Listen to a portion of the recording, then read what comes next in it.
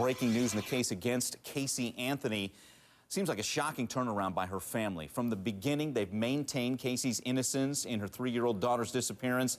Well, now Orlando affiliate WFTV reports Casey's own father, George, will testify against her in front of a grand jury next week. What's he going to say? Joining me now to talk about it, our team of experts who've been following this case. Prime News law enforcement analyst Mike Brooks. Also with us, Marva Hinton, reporter for WDBO Radio in Orlando. She was in the courtroom today, so we'll get to both angles on that. Also with us, attorney Tamara Holder. Marva, let's start with you concerning George Anthony. That's big news. We use the terminology of testifying against her. What could he say here?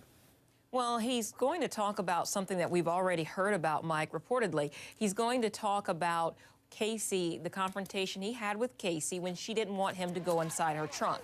So that's what we've heard that he's supposed to talk about. Okay, Mike Brooks, how significant is that? It could be very significant, Mike, because if you look at the timeline around June 16th, that is the day in question of when they believe that possibly Kaylee was murdered on that particular date, because then there were some cell phones, a flurry of cell phones, and then nothing at all. And also one very, very big witness on this in the grand jury is going to be the AT&T custodian of records, because they're going to help put together the timeline of where all the blips were, all the pings on the cell towers, and they're going back and search one area. Tim Miller with Texas Equisearch is going to be searching starting very, very soon, and some people think that they actually may find Kaylee's body in this one particular area they're going to be concentrating on. Okay, and I know another significant portion that a grand jury is going to want to ask George Anthony about is the confrontation he'd had with Casey. She didn't want him to get anywhere near that vehicle. Right. This, again, the same vehicle that Cindy Anthony said has smelled like a dead body. Tamara, from your angle as an attorney, is this significant that her own father is going to testify against her?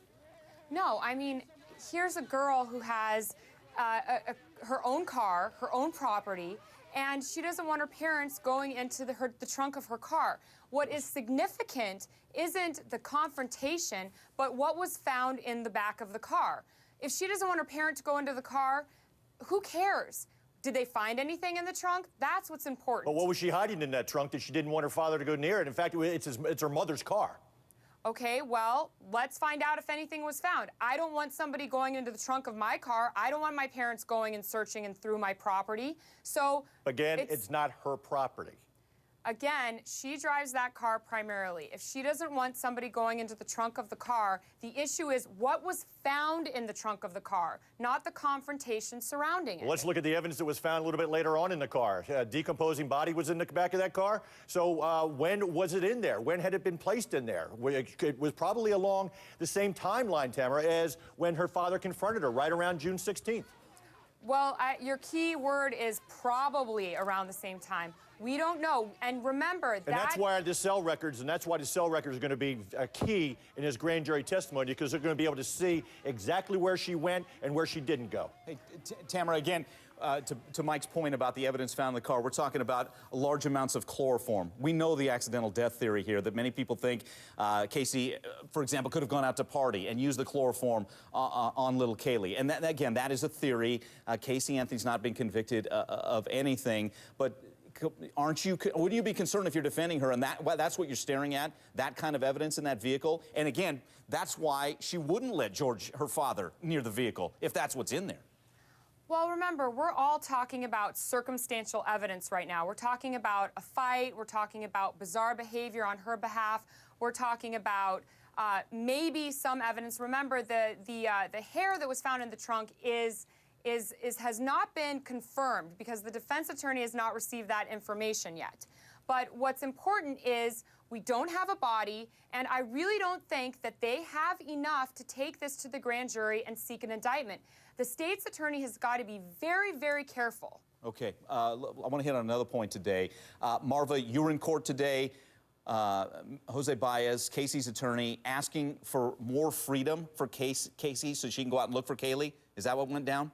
That's right. He wants her home confinement to be modified so that she can go out and look at these, what he calls key areas of interest in Kaylee's disappearance. He says this is also designed to help in the defense because he wants to know the areas where the detectives took her, what she pointed out to them, and all of that type of thing. He also wants this to be kept secret.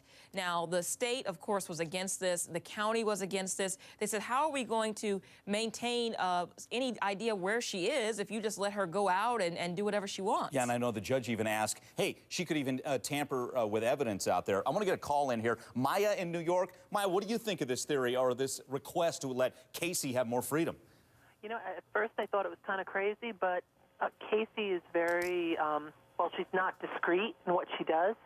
So if they let her go, and, you know, they could have a detective watching silently that she wouldn't even know about. I got you. And I bet you she would lead them right to the body. Well, I hear you on that front, Maya, but I got to ask Mike Brooks. I mean, Mike, isn't that about the last thing you want, Casey gallivanting around with her lawyer? Look, if she knows the areas, these key points of interest, she should have told that to law enforcement a long, long time ago.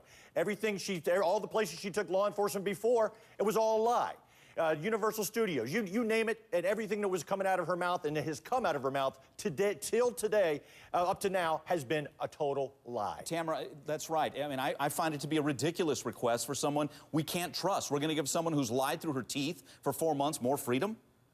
She's not going to have the ability to just go wherever she wants, whenever she wants. First of all, we have massive amounts of people just hanging out beside her house. We know for a fact she will be followed by people, she will be followed by other search teams, she will be followed by the detectives and the sheriffs, she will be with her attorney. Her attorney has a duty to make sure that his client is not covering up evidence or doing anything that risks his license. But Tamara, why not just tell law enforcement? They're the professionals. Let law enforcement or Tim Miller from Texas EquiSearch, who are professionals at searching, she knows the areas she wants to go to. Tell law enforcement where it is that they need to go or they should go, and that's all they need to do. She doesn't need to be going out anywhere. That's not necessarily true that she knows the areas. She wants to be able to show her attorney where they took her previously. She wants to show her attorney what they've said to her on whatever routes they took her or wherever they took her. It's totally different than leading them on a chase or a wild goose chase. That's exactly what it would be, too, a wild goose chase. I agree with Mike on that one. All right, guys, thank you so much. Marva, Tamara, and Mike, appreciate your insights.